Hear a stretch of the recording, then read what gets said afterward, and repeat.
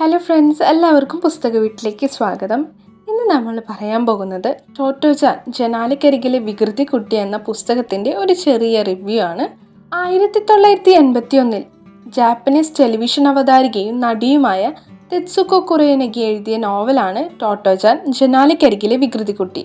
Japanese ബെസ്റ്റ്സെല്ലറായ ഈ കൃതി രണ്ടാം ലോക മഹായുദ്ധ സമയത്ത് അധ്യാപകനായ സൊസോക്കു കൊബയാഷി സ്ഥാപിച്ച ടോമോഗാഗോൻ എന്ന പ്രാഥമിക വിദ്യാലയത്തിൽ കുറയോനഗിക്ക് ലഭിച്ച വളരെ വിശേഷപ്പെട്ട വിദ്യാഭ്യാസത്തിനെ കുറിച്ചുള്ള അവളുടെ ബാല്യകാല ഓർമ്മകളുടെ കുറിപ്പാണ്. പബ്ലിക് സ്കൂളിൽ നിന്ന് മകളെ പുറത്താക്കിയ വിവരം ടോട്ടോജാന്റെ അമ്മ അറിയുന്നതോടെയാണ് പുസ്തകം തുടങ്ങുന്നത്. ടോട്ടോജാന് കൂടുതൽ ആവിഷ്കാര സ്വാതന്ത്ര്യമുള്ള ഒരു വിദ്യാലയമാണ് വേണ്ടതെന്ന് അവളുടെ അമ്മയ്ക്ക് മനസ്സിലാവുന്നു. അങ്ങനെ പുതിയ സ്കൂളിലെ ഹെഡ് മാസ്റ്ററായ കൊബയാഷിയെ കാണാൻ കൊണ്ടുപോവുകയും ആ അധ്യാപകനും വിദ്യാർത്ഥിയും തമ്മിൽ ഒരു സൗഹൃദം രൂപപ്പെടുകയും ചെയ്യുന്നു. തീവണ്ടി കൊണ്ട് നിർമ്മിച്ച പള്ളിക്കൂടം എന്നത് തന്നെ വളരെ അസ്വാഭാവികമായ ഒരു കാര്യമാണ്. എന്നാൽ അതിലും വ്യത്യസ്തമായ രീതികളാണ് ടോമോയിലുണ്ടായിരുന്നത്. വളരെ വ്യത്യസ്തമായ പഠന രീതികൾ ഉണ്ടായിരുന്ന ടോമോയിൽ ഓരോ ദിവസവും പഠിക്കേണ്ട വിഷയങ്ങളുടെ മുഴുവൻ പാഠഭാഗങ്ങളുടെ ചോദ്യങ്ങളും ടീച്ചേഴ്സ് നേരത്തെ തന്നെ തയ്യാറാക്കുകയും കുട്ടികൾക്ക് ഇഷ്ടമുള്ള വിഷയങ്ങൾ തിരഞ്ഞെടുക്കാനായി അവരെ അനുവദിക്കുകയും ചെയ്യും. അക്ഷരങ്ങൾ എഴുതി പഠിക്കുക, ചിത്രരചന, വായന, യോഗ, സയൻസ് എക്സ്പെരിമെൻറ്റുകൾ, അങ്ങനെ തങ്ങൾക്ക് ഇഷ്ടമുള്ള കാര്യങ്ങളിൽ കൂടുതൽ ശ്രദ്ധ നൽകാനായി അത് കുട്ടികളെ സഹായിക്കുന്നുണ്ട്. മാത്രമല്ല, കുട്ടികളിൽ സമീകൃതാഹാരം ഉറപ്പുവരുത്താനായി കടലിൽ നിന്നൊരു പങ്ക്, കരയിൽ നിന്നൊരു പങ്ക് എന്ന സമ്പ്രദായം മാസ്റ്റർ കൊണ്ടുവന്നിരുന്നു. രണ്ട് രീതിയിലെയും ഭക്ഷണം ഉറപ്പുവരുത്തുന്നതോടെ കുട്ടികളിൽ പോഷകങ്ങളും കൂടിയാണ് മാസ്റ്റർ ഇതിലൂടെ ഉറപ്പുവരുത്തിയിരുന്നത്. എന്നാൽ ഇത് കൊണ്ടുവരാൻ സാധിക്കാത്ത വിദ്യാർത്ഥികൾക്കാണെങ്കിൽ സ്കൂളിൽ നിന്ന് തന്നെ രണ്ട് രീതിയിലെയും ഭക്ഷണം നൽകുന്നുമുണ്ട്. ഊണ് കഴിക്കുന്നതിന് മുമ്പ് ജാപ്പനീസ് വീടുകളിൽ പാലിച്ചു പോന്നിരുന്ന ഒരു ഉപചാര വാക്കാണ് ഇറ്റാദാക്കിമാസു. എന്നാൽ ടോമോയിൽ ഇതിനു പുറമെ പയ്യെ ചവയ്ക്കും പാട്ട് എന്നൊരു സമ്പ്രദായം കൂടി ഹെഡ് മാസ്റ്റർ ആയിട്ടുള്ള സൊസാക്കു കൊബയാഷി കൊണ്ടുവന്നിരുന്നു. ആഹാരം വളരെ ആസ്വദിച്ചും വളരെ പതുക്കെയും കഴിക്കേണ്ടതിൻ്റെ പ്രാധാന്യമാണ് ഇതിലൂടെ മാസ്റ്റർ പറഞ്ഞിരുന്നത്. ഉച്ചഭക്ഷണത്തിന് ശേഷം ഉച്ചനടത്തം എന്നൊരു കാര്യവും കൂടി ടോമോയിൽ ചെയ്തിരുന്നു. പ്രകൃതിയിലെ ഓരോ കാര്യങ്ങളെയും കുറിച്ച് ലളിതമായിട്ടുള്ള രീതിയിൽ കുട്ടികൾക്ക് മനസ്സിലാക്കി കൊടുക്കുകയാണ് ഇതിലൂടെ അധ്യാപകർ ചെയ്തിരുന്നത്. എപ്പോഴും തൻ്റെ വിദ്യാർത്ഥികൾക്ക് പുതിയ അനുഭവങ്ങൾ പകർന്നു നൽകാനായി മാസ്റ്റർ ആഗ്രഹിച്ചിരുന്നു. സ്കൂളിലെ പുതിയ തീവണ്ടി മുറി കൊണ്ടുവരുമ്പോൾ അത് കുട്ടികൾക്ക് കാണിച്ചു കൊടുക്കാനായി മാസ്റ്റർ തീരുമാനിക്കുന്നുണ്ട്.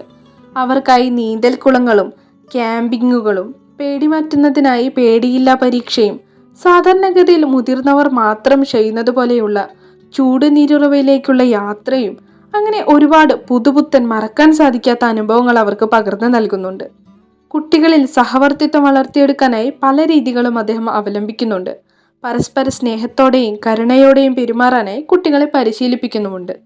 അതുകൊണ്ടും കൂടിയാണ് യാസുവാക്കി ചാനെയും തകാഹാഷിയെയും പോലെ ശാരീരിക വൈകല്യങ്ങൾ അനുഭവിക്കുന്ന കുട്ടികളോട് വളരെ സ്നേഹത്തോടെയും മര്യാദയോടെയും പെരുമാറാൻ ടോമോയിലെ കുട്ടികൾക്ക് സാധിക്കുന്നതും. വളരെ പഴകിയ വസ്ത്രങ്ങൾ ധരിച്ച് സ്കൂളിൽ വന്നാൽ മതിയെന്നാണ് ടോമോയിലെ മറ്റൊരു നിയമം.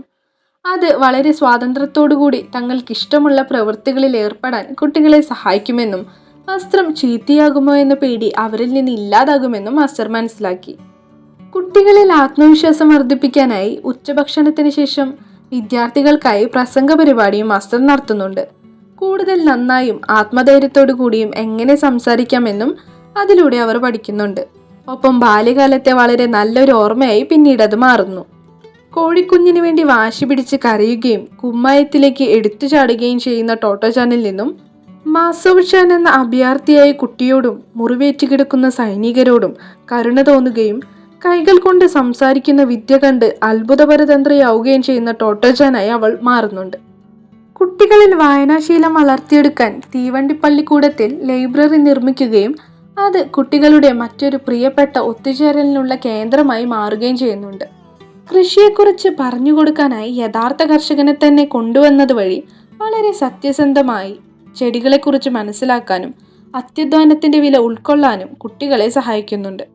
കുട്ടികൾ തങ്ങളെ പ്രതി ആത്മവിശ്വാസം ഉണ്ടാക്കിയെടുക്കേണ്ടതിൻ്റെ പ്രാധാന്യം കഥയിൽ ഉടനീളം കാണിക്കുന്നുണ്ട്. ടോട്ടോജാനെ കാണുമ്പോഴെല്ലാം നേരെയായിട്ടും നീ ഒരു നല്ല കുട്ടിയായെന്ന് കൊബയാഷി മാസ്റ്റർ പറയാറുണ്ട്. ആ വാക്കുകൾ ആത്മവിശ്വാസത്തിന്റെ വേര് അവളിൽ നട്ടുപിടിപ്പിച്ചെന്നും പിന്നീടുള്ള ജീവിതത്തിന്റെ തന്നെ ഗതി നിർണയിച്ചെന്നും പറയുന്നുണ്ട്. മിയാസാക്കി എന്ന അമേരിക്കയിൽ ജനിച്ചു വളർന്ന ഒരു വിദ്യാർത്ഥിയെ അവരുടെ വിദ്യാലയത്തിൽ പഠിക്കാനായി അനുവദിക്കുന്നുണ്ട്. യുദ്ധത്തിന്റെ സാഹചര്യത്തിൽ ജപ്പാനിലുടനീളം ഇംഗ്ലീഷിന് വിലക്ക് വന്നപ്പോഴും മാസ്റ്റർ മിയാസാക്കി എന്ന ടോമോയിലെ വിദ്യാർത്ഥിയിൽ നിന്നും മറ്റുള്ളവരോട് ഇംഗ്ലീഷ് പഠിക്കുവാനാണ് നിർദ്ദേശിക്കുന്നത്. രാഷ്ട്രത്തിന്റെ അതിർവരമ്പുകൾ ഒന്നുമില്ലാതെ മറ്റുള്ളവരെ സുഹൃത്തുക്കളായി കാണാനായി അതവരെ പഠിപ്പിക്കുന്നുണ്ട്. യാസുവാക്കി ചാൻ എന്ന ടോട്ടോയുടെ സുഹൃത്തിന്റെ മരണം വളരെ ഹൃദയസ്പർശിയായി മാറുന്നു. ഇനിയൊരിക്കലും തന്റെ സുഹൃത്തിനെ കാണാൻ കഴിയില്ലെന്ന് തിരിച്ചറിയുന്ന ടോട്ടോജാന്റെ വേദന വായനക്കാരുടെയും വേദനയെ മാറുന്നുണ്ട്. പിന്നീട് അവളുടെ പ്രിയപ്പെട്ട റോക്കി എന്ന വളർത്തുനായെ വിട്ടുപിരിയുന്നതും യുദ്ധത്തിനായി സ്കൂളിലെ പാറാവുകാരൻ റിയോജാൻ വിളിക്കപ്പെടുന്നതുമൊക്കെയായി പിന്നീട് പല വിഷമങ്ങളും ടോട്ടോജാൻ നേരിടേണ്ടി വരുന്നുണ്ട്. എന്നാൽ താൻ വലുതായി ടോമോയിൽ തന്നെ അധ്യാപികയായി മാറുമെന്ന് ടോട്ടോ കൊബയാഷി മാസ്റ്ററോട് പ്രതിജ്ഞ ചെയ്യുന്നു.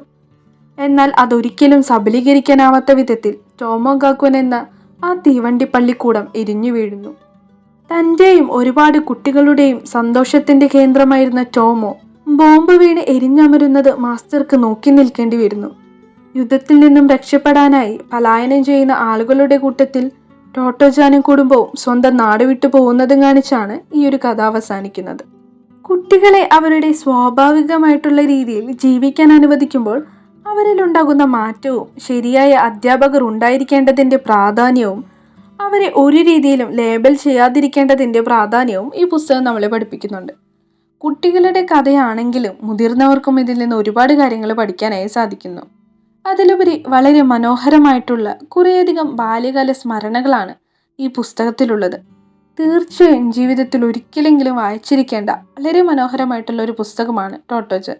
അപ്പോൾ നിങ്ങൾക്ക് ഈ ഒരു വീഡിയോ ഇഷ്ടപ്പെട്ടിട്ടുണ്ടെങ്കിൽ ലൈക്ക് ചെയ്യുക, ഷെയർ ചെയ്യുക, സബ്സ്ക്രൈബ് ചെയ്യുക. അപ്പോൾ മറ്റൊരു വീഡിയോയുമായിട്ട് ഞാൻ വളരെ പെട്ടെന്ന് തന്നെ വരുന്നതായിരിക്കും.